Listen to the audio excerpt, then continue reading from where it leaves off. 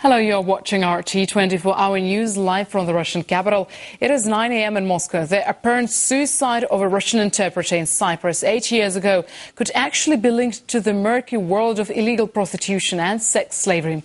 Oksana Rantseva's father thinks she was actually one of thousands of Eastern European girls tricked into the sex trade. He's taking the Cypriot government to the European Court of Human Rights to prove his daughter was murdered. Denis Bolotsky reports. Beautiful seaside, fancy beachfront hotels, wild parties from dusk till dawn. This is Cyprus. A beach paradise for some visitors, for others it has become an island of despair, sorrow and death.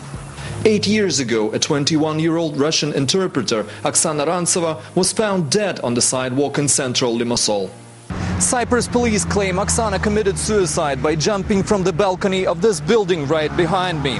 But the autopsy performed in Russia revealed that the young woman's body was subject to 2 sharp impacts, which would be inconsistent with hitting the ground once. Another clue is that the balcony on the top floor of this building does not drop down to where the body was found, all of which may suggest that Oksana was murdered.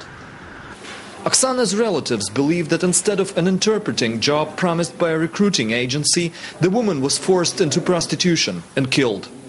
Her father visited Cyprus 6 times to investigate Oksana's death and took the case to the European Court of Human Rights. As from the very moment on which the father of the late Oksana, he applied to the European Court of Human Rights, we accepted that there are violations of her right as a human being.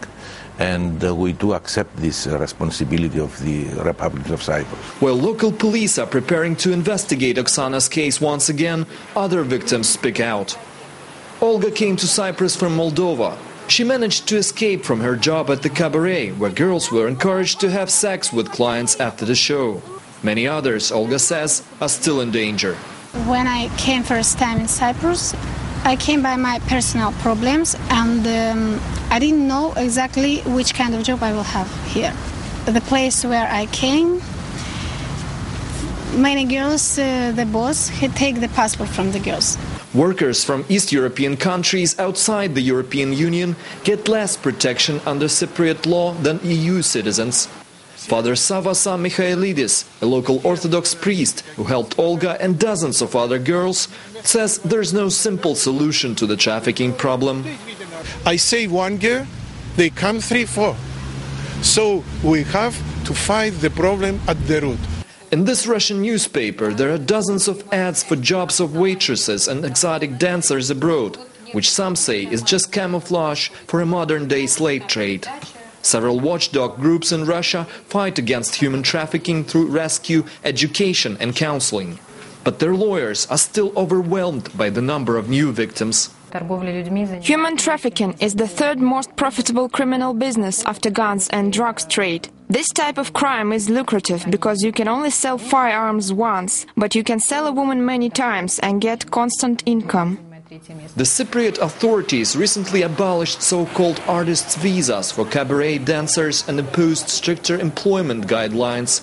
But government critics demand further restrictions for people from outside the EU wanting to work on the island.